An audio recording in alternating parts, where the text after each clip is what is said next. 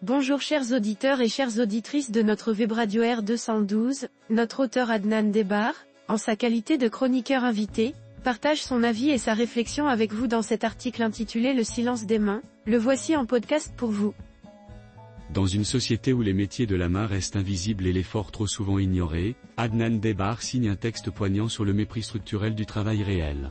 À contre-courant des récits dominants, Le silence des mains rend hommage aux travailleurs silencieux, ces bâtisseurs du quotidien que le système oublie mais dont dépend la cohésion du pays. Un plaidoyer fort pour une reconnaissance méritée.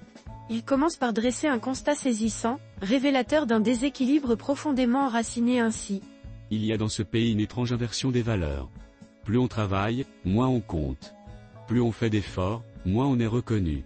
Ceux qui tiennent le pays à bout de bras sont souvent ceux qu'on regarde à peine. Le chroniqueur invité poursuit en rappelant que le Maroc ne manque ni d'énergie ni de volonté au travail. Le Maroc ne manque pas de mains laborieuses ni de détermination. Mais il dénonce aussitôt une carence criante dans l'attitude collective. Il manque de reconnaissance authentique, de cette reconnaissance qui ne se contente pas de slogans télévisés, mais qui se manifeste dans l'économie réelle et l'imaginaire collectif. Celle qui affirme qu'en dépit des difficultés, ton travail a un sens et ton effort mérite une place légitime. Adnan Debbar enchaîne ensuite en décrivant une réalité contrastée et alarmante de cette manière. Pourtant, la réalité montre une autre face. Un pays où le fonctionnaire gagne en moyenne plus de 10 000 dirhams par mois, alors que l'initiative privée peine à dépasser les 4 000. Où la sécurité de l'emploi se trouve davantage en l'État que dans toute autre entreprise.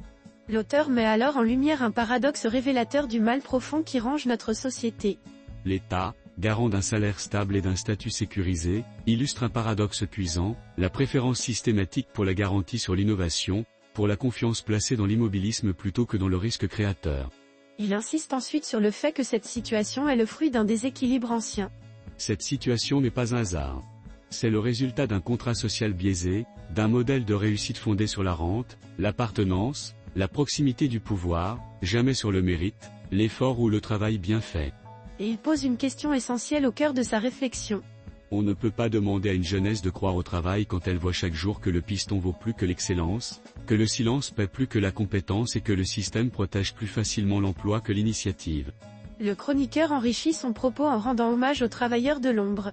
Chaque aube est marquée par le labeur silencieux de milliers de Marocains, dans des ateliers, sur des chantiers, dans des services informels, dont l'effort est le socle de la nation, mais dont la dignité est trop souvent oubliée.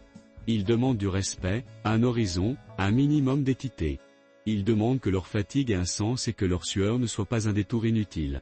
Il insiste sur l'idée que le travail doit être porteur de sens et de dignité. Leur travail ne devrait pas être un indicateur de servitude, mais bien le ciment d'un pacte juste entre l'individu et la société. Adnan Debbar explore ensuite la manière dont la société valorise certains métiers au détriment d'autres. Mais notre société, au lieu de s'appuyer sur eux, les décourage. Elle glorifie les métiers de bureau et méprise ceux de la main. Elle entretient l'illusion que la réussite passe par le bon concours, le bon contact, ou la bonne posture. Elle laisse croire que l'effort est une qualité secondaire, une option morale pour naïfs tenaces. Pourtant, rappelle-t-il, certains continuent d'y croire, malgré le mépris ambiant. Et pourtant, il y a encore ceux qui tiennent. Qui croient qu'un travail bien fait a un sens. Qu'on ne triche pas avec le métier. Qu'on ne ruse pas avec la tâche. Mais ces gens-là, on ne les voit plus. Ils ne font pas de bruit, ne demandent rien. Ils avancent à l'ombre. Et l'ombre, trop souvent, devient oubli. Puis, le chroniqueur attire notre attention sur le véritable drame que constitue l'oubli de l'effort. Le véritable drame réside non dans la pénibilité du labeur, mais dans son déni systématique. Lorsque l'effort, pilier de l'existence, devient synonyme d'inutilité ou de précarité, c'est l'ensemble du lien social qui se fissure. Il affirme alors que la reconnaissance du travail est une question de justice sociale.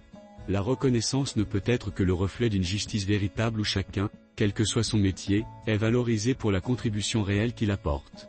L'auteur poursuit en évoquant une souffrance peu visible mais omniprésente. Dans notre société, on parle peu de la souffrance des travailleurs. Pas celle des statistiques, mais celle du quotidien, la fatigue non dite, les salaires qui ne suivent pas, les contrats flous, les promotions qui n'arrivent jamais. Et cette douleur plus insidieuse, celle de ne pas être vu. De ne pas compter. D'être remplaçable. Il approfondit sa réflexion en dénonçant une autre forme de violence. Le drame, ce n'est pas le travail dur. C'est le travail inutile, nié, dégradé. Celui qu'on fait sans y croire. Celui qui, jour après jour, creuse en vous le sentiment que tout cela ne vaut rien. Adnan Debar redéfinit ici l'idée d'une société juste. Une société juste, ce n'est pas celle où tout le monde réussit. C'est celle où celui qui fait l'effort a une place. Où l'on sait distinguer l'opportuniste de l'engagé, le fainéant du persévérant. Où l'on dit merci à celui qui construit, qui répare, qui enseigne, qui soigne, qui transporte. Où l'on cesse de mépriser ceux qui ne brillent pas.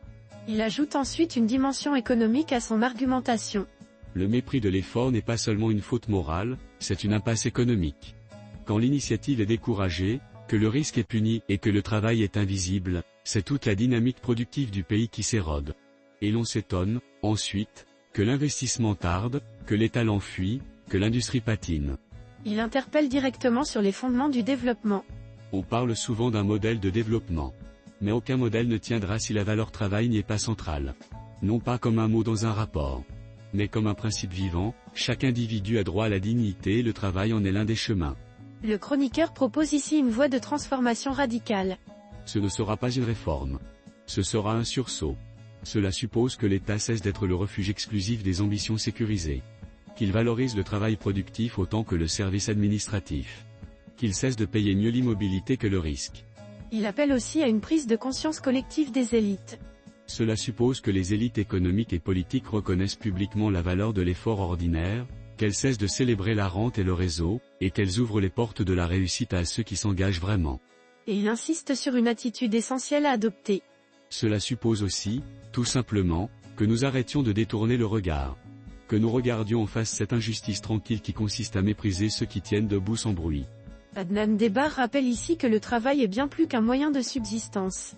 Car le travail n'est pas seulement une fonction. C'est un acte d'existence. C'est ce par quoi un être humain s'inscrit dans le monde, se rend utile, se relie aux autres. Le nier, c'est briser le lien qui nous unit. Il ne s'agit pas de moraliser la pauvreté ni de sacraliser la pénibilité. Il s'agit de dire que dans un pays où le travail ne vaut rien, tout le reste finit par vaciller. Et qu'une société qui oublie cela peut accumuler les slogans, les plans, les conférences, elle restera fragile. Adnan Debar conclut avec une note d'espoir lucide et inspirante. Le Maroc ne manque ni d'intelligence, ni de courage. Il manque d'un cap clair, où le mérite serait reconnu, l'effort récompensé et le travail dignifié. Ce n'est pas une utopie. C'est une nécessité. Et peut-être le dernier mot d'un espoir qu'il ne faut pas laisser mourir. Il termine enfin par une ouverture culturelle inspirée d'ailleurs. Dans d'autres cultures, comme au Japon, on parle d'ikigai, cette raison d'être, modeste ou grande, qui relie le travail, l'utilité sociale et le sens personnel. Ce n'est pas un luxe spirituel. C'est peut-être la clé d'une société plus équilibrée, où l'effort ne serait plus un fardeau, mais une voie vers la dignité. Chers auditeurs de la web radio R212, merci d'avoir été à l'écoute de ce podcast, et de partager avec nous ce moment d'échange et de découverte. Votre présence et votre fidélité sont notre plus belle récompense. On se dit à très bientôt, si vous le voulez bien. Avec toute notre gratitude, l'équipe de R212.